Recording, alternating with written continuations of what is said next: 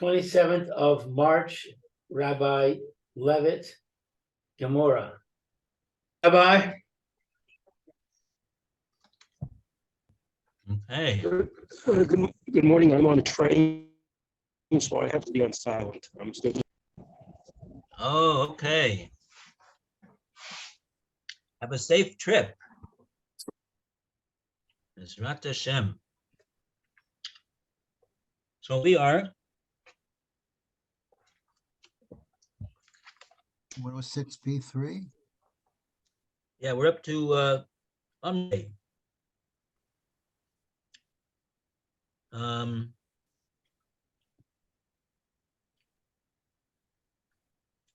Seems like the Gemora has asked a question, and now the Gemora is giving an answer to that question. So before we read the answer to the question, let's take a look at what the question is that the Gemora is going to try to answer.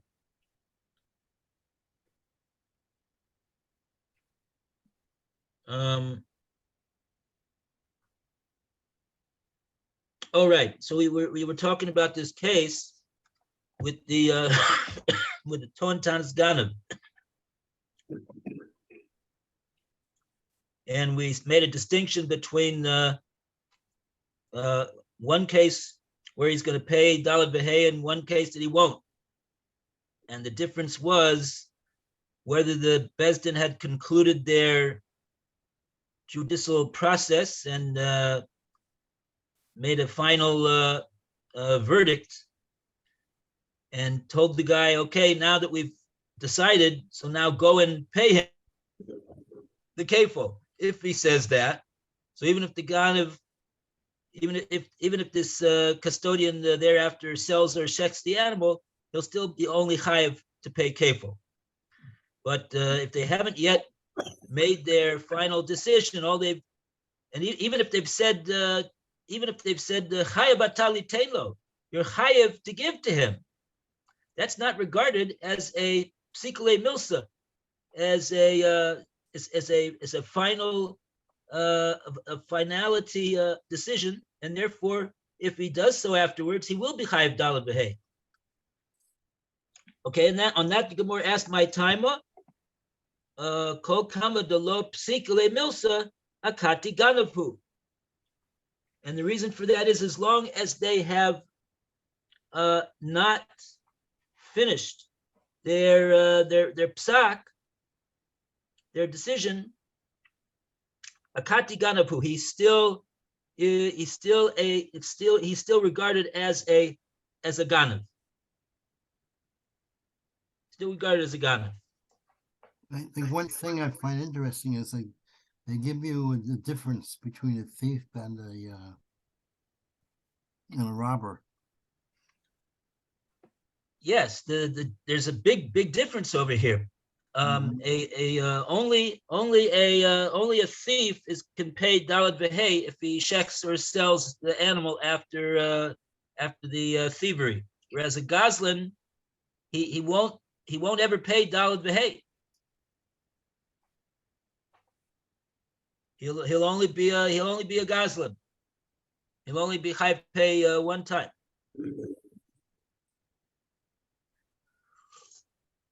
Okay. Okay, so now what oh, you know what? This would seem like the Gemara is given a definitive answer over here. So now what Ray is about, I think it's not coming to answer anything, it's coming to challenge the answer that was given. We'll see. We'll see exactly what it's saying over here. Amrei ulatameh. That's what we're up to. First word in the line is milsa akati ganafu. And then the 106 B3, right-hand column, last paragraph. Okay, so we call upon Alan to start off the reading, please. Gemara retorts, Amrei, they say, Belit or mech, and according to your reasoning that Rabbi Yochanan should have searched for an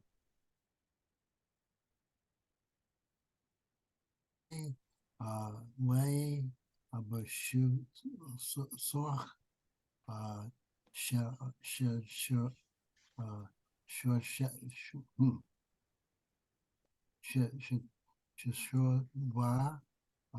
shelo medaas chavero. Hmm. Let him answer, Rabbi Gemora Abba, that the Brisa deals with a partner who slaughtered the animal without his fellow's consent. Elor chodor mitrei usolor sora no kates.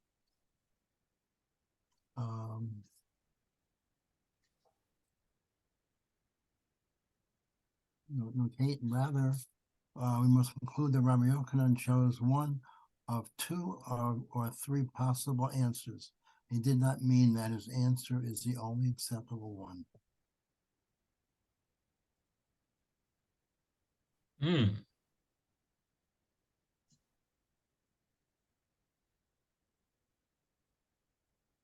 Okay. Rabbi Rashi here. Yes, b'shutaf shetovach. So we call upon Lou to read the Rashi, shutaf shetovach. Okay, I'm not sure where it is. Shoot, oh, I got it. B'shutaf shit tavach. With a partner, he slaughtered with a partner.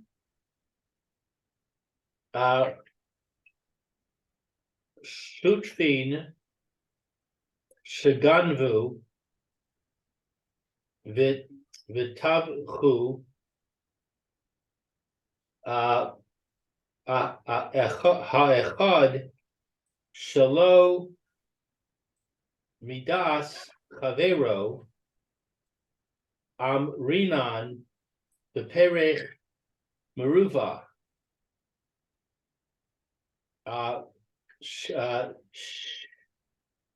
shepator midalad behay. All right, let's try that so far.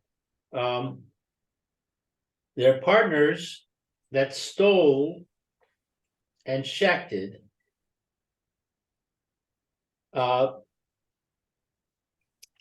one.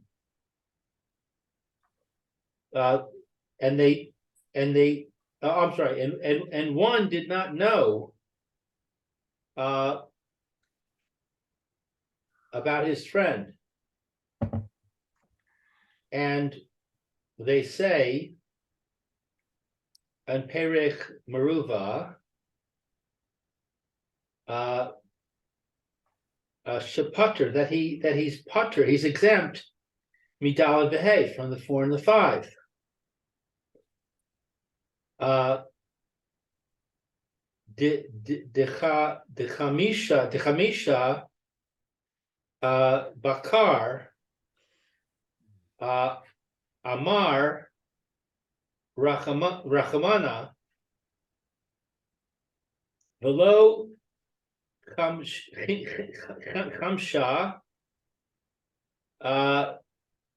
Chetzi Bakar. Okay, so he's exempt from the Daled Behe. That the 5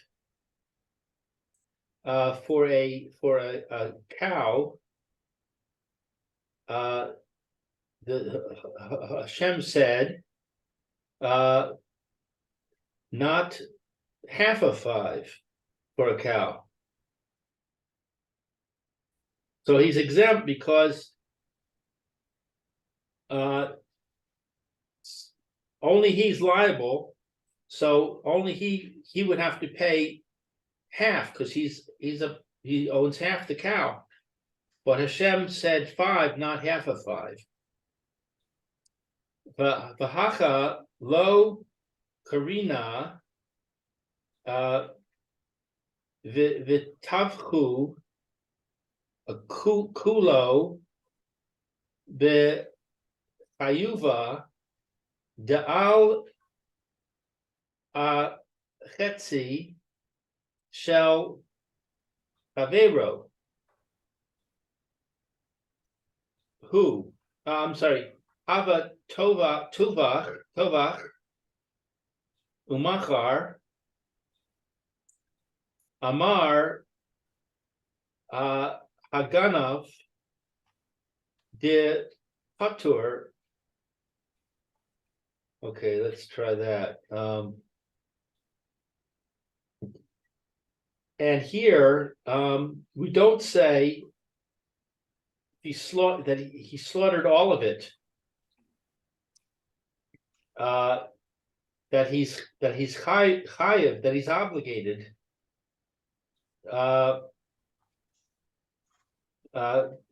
Concerning the half of his friend. That he slaughtered or sold after the theft, that he's exempt. Aval ledas chavero mishalmin shnehem. But if his friend does know, then they both pay. Dishluchu hava ve'amrinan achas lirbos es hashaliach. That he pays, that they both pay. Dishluchu. What's dishluchu? Shalmim shnehem shluchoi, that he is his agent. His agent. Shlucho who? That the one that checked is the agent of the other partner. So it's working through shlichus. In other words, how is the partner that did not do the shchita, how is he imputed into the avera of shechting after the geneva? He didn't do any of the shchita. Only one of them did the shchita. Right. But if it was with his knowledge, so it's regarded, Rashi says, as though the one that did it was a shliach of the other one. Okay. So he's a shliach of the partner, the other partner, the silent partner, and we say achas lirbos in place of many es hashliach. I'm not sure what this means. In place of many, he's a messenger. He's an agent. Yeah, Rashi says ve'amrinan, and we say in the Gemora, there's a reference to a Gemora here in Ayin Aleph in Perek Meruba, that the Gemora over there has a drasha, and the drasha is on the word tachas, which is in the parsha over there of the Dalad V'Hei in the Chumash, and the Gemara darshans this word because I guess it's a bit miutar. It's sort of like an extra word there. It didn't have to be written. So the Gemara says the reason that it was written is lerabos, to include es shliach, to include the shliach, the case of the shliach, that when when one partner acts with the knowledge of the other partner, he's a shliach, and like that, both of them will be chayav, even though the other one didn't do anything really. So you might have thought to say, oh well, if he didn't do anything, he can't be chayav to pay for a dollar b'hei. But the Gemora over there says that based upon this drasha, we're including the case of a shliach that therefore both of them between them will pay the dollar b'hei. So in other words, if he doesn't know, then the partner that checked it is exempt because he should have to pay half. But the Torah doesn't say that that's an option. Right. But if the partner does know, then we say that the one who did the shechting is acting as a agent for his partner. They're doing it together. Right. And therefore, he has to pay. Right.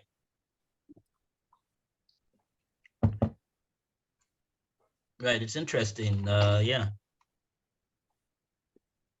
So therefore the Gemara is saying over here, we could have had a case over here. Rabbi Yochanan could have answered this brisa. Why does this brisa only say that he's going to pay kefil if he ate it? Obviously, he must have shechted it. So we say that no, it was talking about a case of shutfim, and his shutif shechted it, but he didn't know, the custodian did not know about the shechita that his shutif did. So therefore, that's the case that the brisa is talking about, and it says that even though the Eidim come and testify that the custodian ate the deposited animal, nevertheless he's not going to have to pay for Dalad Vehei.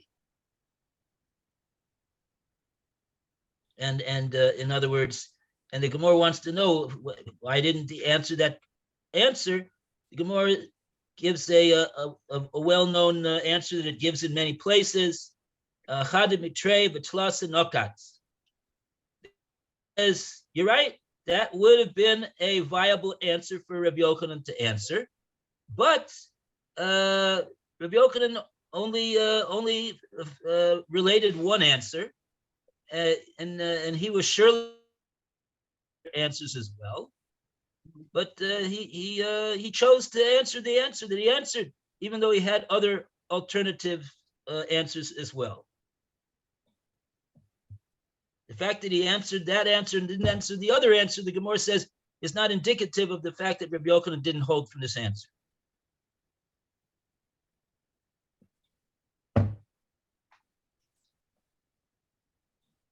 Okay, and that looks like it wraps up that story with Rabbi Yochanan, except for now we're going to have another statement from Rabbi Yochanan.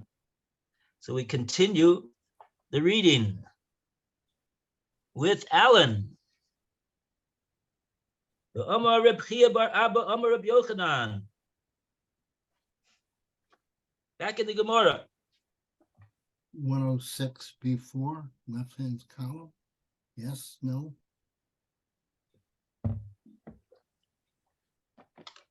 Where are we starting now?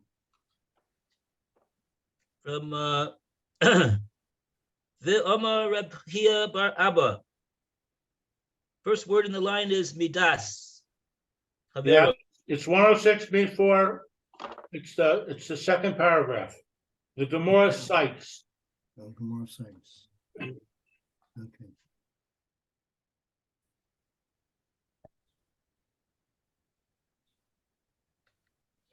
Well, No challenge to the ruling? No, not that one. No, after that. Oh.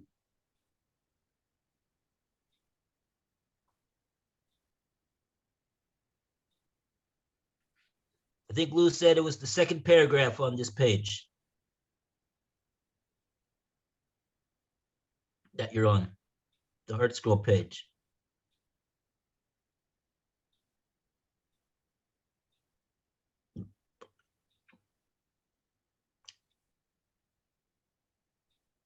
On a 6B4,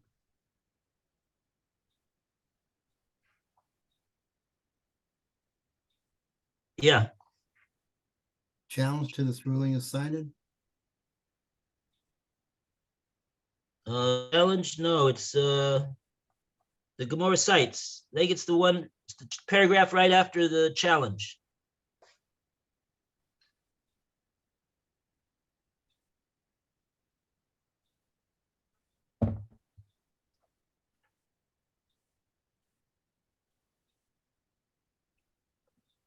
Amar Rav Chia bar Abba. Amar Rav Yochanan.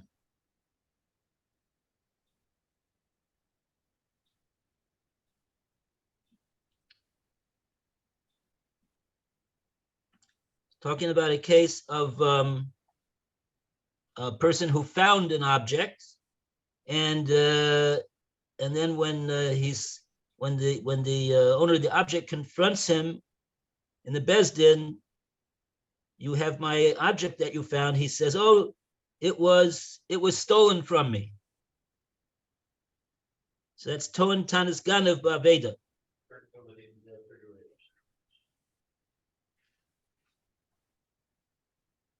But a challenge to this ruling is cited. Is that it? No. Well, maybe just read that, and you keep going. You'll get to the right place. The challenge to this ruling is cited.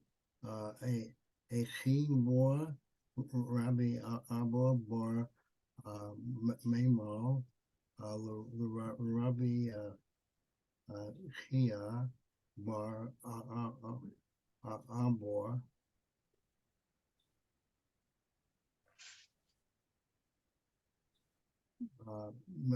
Mamal challenge Rabbi Chia bar Abor from the following brisa. Ki yitain ish.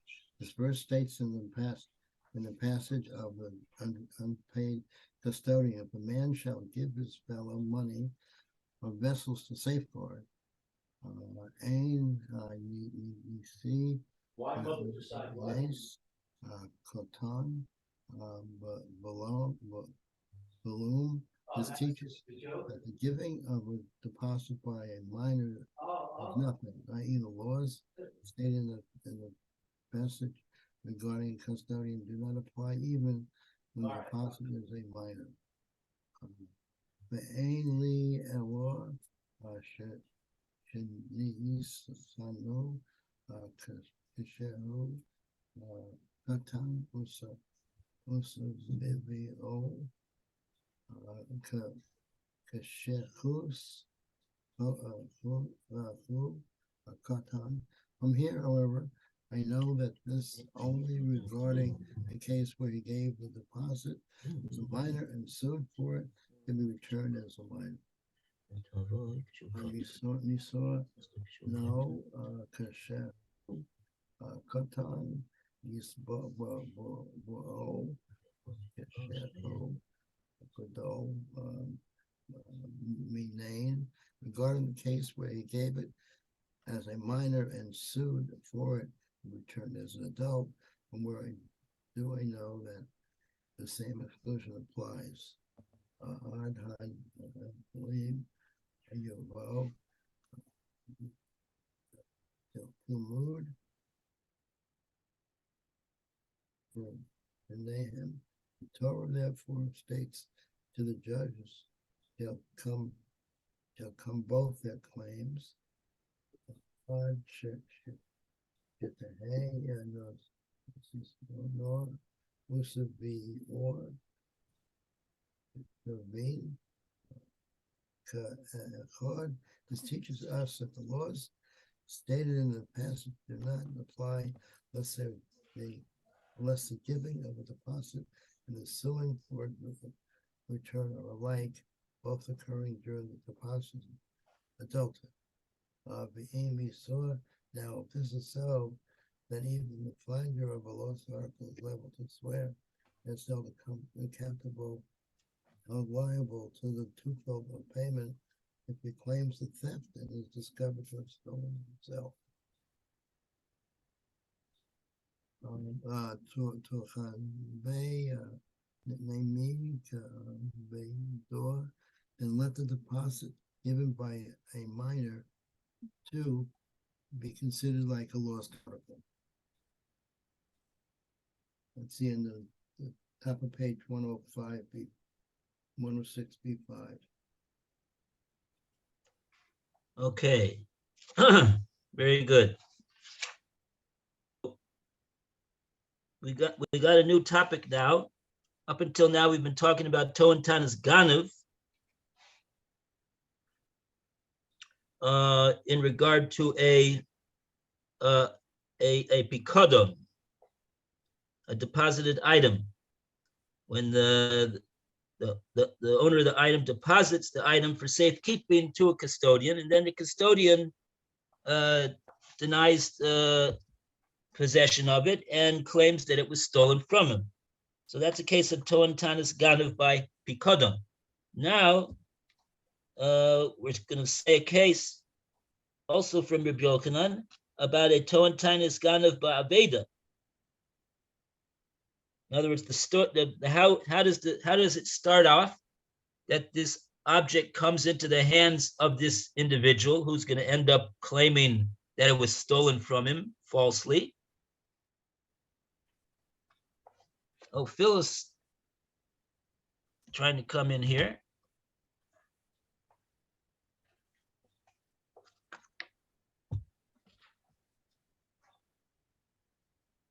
Okay.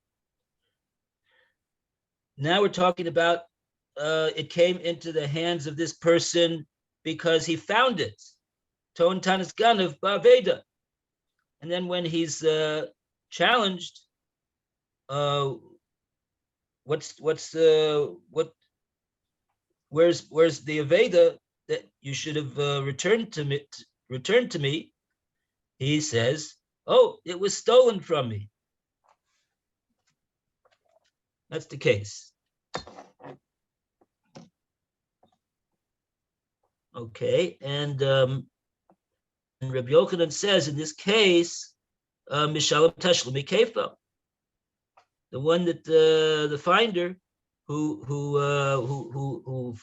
falsely claimed and swore that it was stolen from him, and therefore he doesn't give it back to the one that lost it, he'll pay kefil, according to Rabbi Yochanan.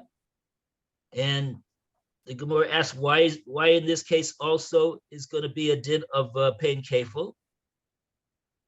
My time at Iksiv, Akol Aveda, Asher Yomar.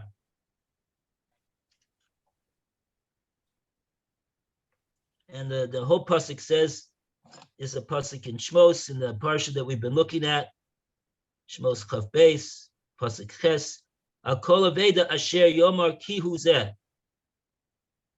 And this that he says Ki Hu Zeh, that's really referring to the shvua that he says. He's falsely denying the possession of the found item. Ad Elohim, actually, unto the judges. Yovo Devar Shnehem. This matter between the two of them is going to be brought to the judges. Elohim are called judges here in this pasuk. Asher Yashiun Elohim Yishalem Mishnayim L'Re'ehu. And this person who swore falsely, he's going to pay kefil to his fellow. So we see from that pasuk that even in such a case, he's going to pay kefil. Not only if he thieves it outright from the person, but he finds it, but he doesn't return it and claims that it was stolen from him. Okay, so now in this case, we have an esvei. Oh, we have yeah. So in the esvei, Gemora brought the pasuk before. Ki yitain ish, when a ish will give to his friend as a deposit, and the ish means ein nesin. the Torah doesn't recognize if a case if a minor, a katan, not a bar mitzvah, gives it over.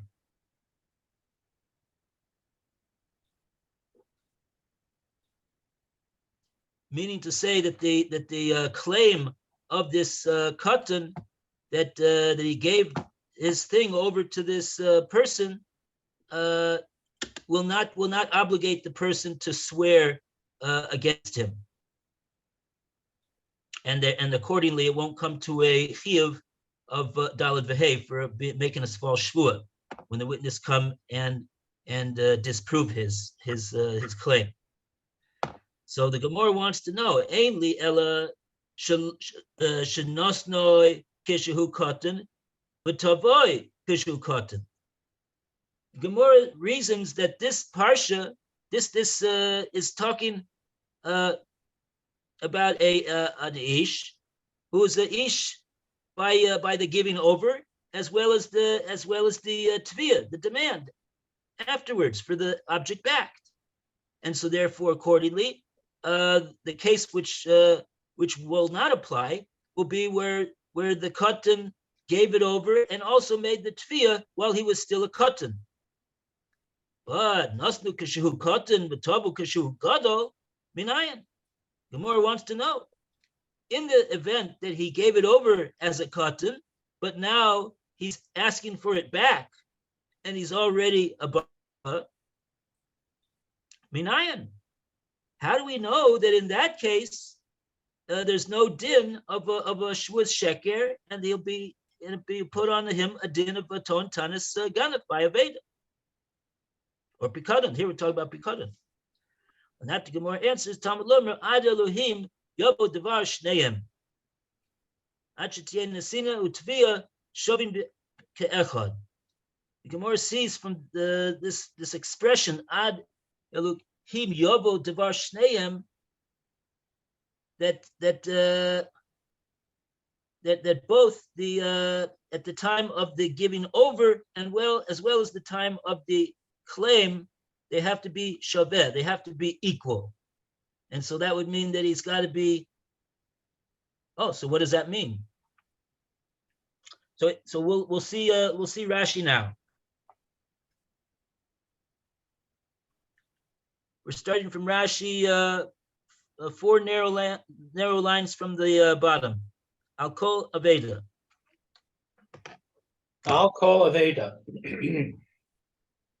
Concerning a sin, the gomer, etc. Yishalem shnayim.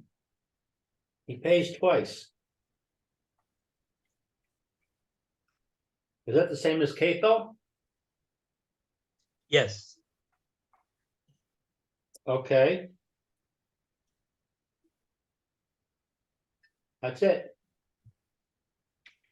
Well, now we have Enasinas Katan Klum. This is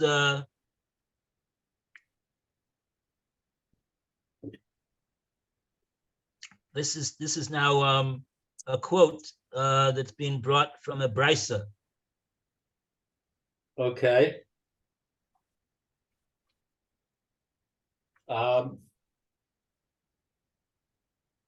The minor doesn't give anything. Ein nesinas katan klum. When a minor gives over his item for deposit for safekeeping, it's nothing. What does it mean that it's nothing? Rashi's going to explain. Dichsiv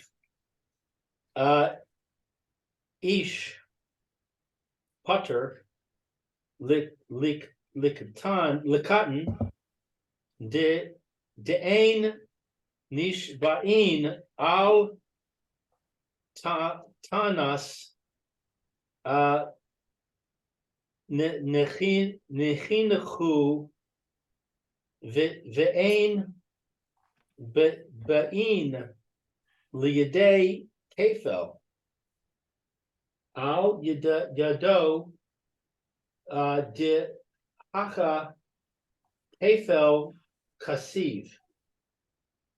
So it's written that a person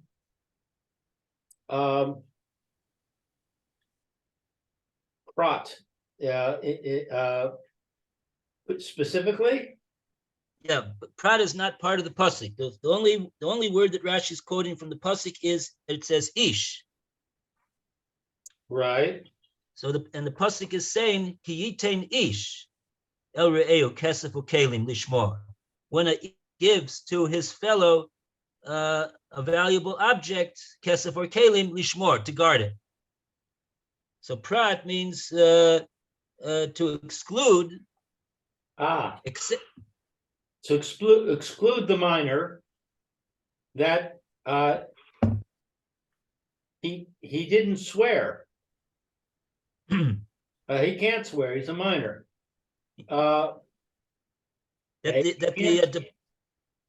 that the custodian is not administered a shvua. Right. Altanas is on condition.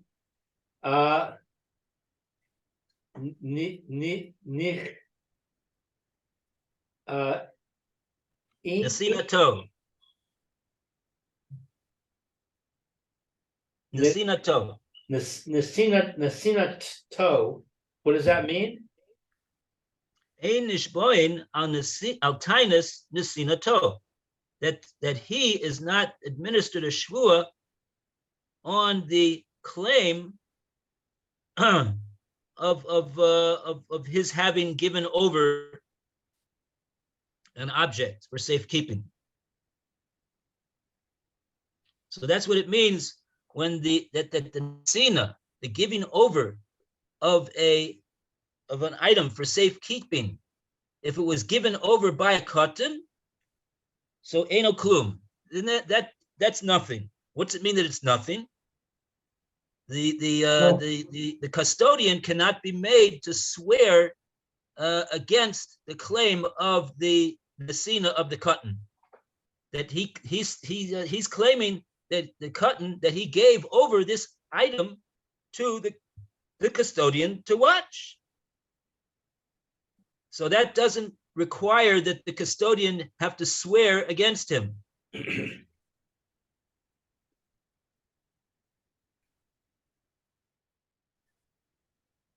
Okay, and he does not.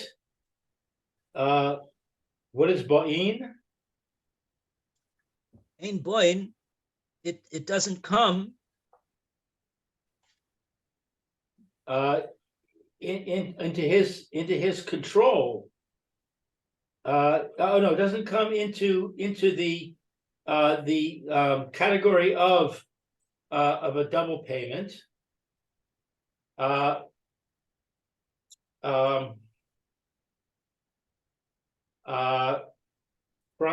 From him, from his hand, from him, that here a double payment is written. right. There is a double payment that's written over here. But he doesn't have to pay it because he's a katan. The custodian doesn't have to pay anything because he's not going to be making a shvua against the katan, because the katan's claim against him that he deposited an item with him is has no force and effect. It has no ability to force the custodian to swear against him. So even though it is written in the parsha kefil, that's referring to when an ish gives custodian. An ish that gives over an item, he has the koach ataina, he has the power to make a claim to the custodian that he gave over this item to the custodian. And where is it? And that's going to force the custodian to give it back, or to swear, or that it was stolen. And if he does swear, then he has to pay. And if he swears and he's proven false, then he has to pay kefil. Right.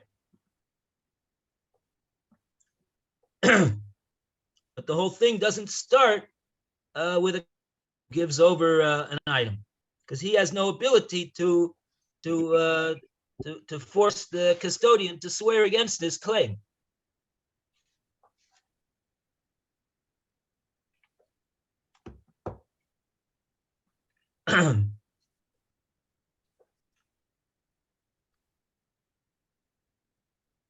Okay. I see Oh. that it's 12:30. Time's One. up. Okay, Yashikoyak, everybody. Thank you, Rabbi. Have a great day. You too. Baruch Batzlacha with your preparations for Pesach and everything else. Amen. Gam atah. Amen. And a safe trip to Phil. Enjoy your journey. And Alan, all the best. Yeah, thank you. See you at 4.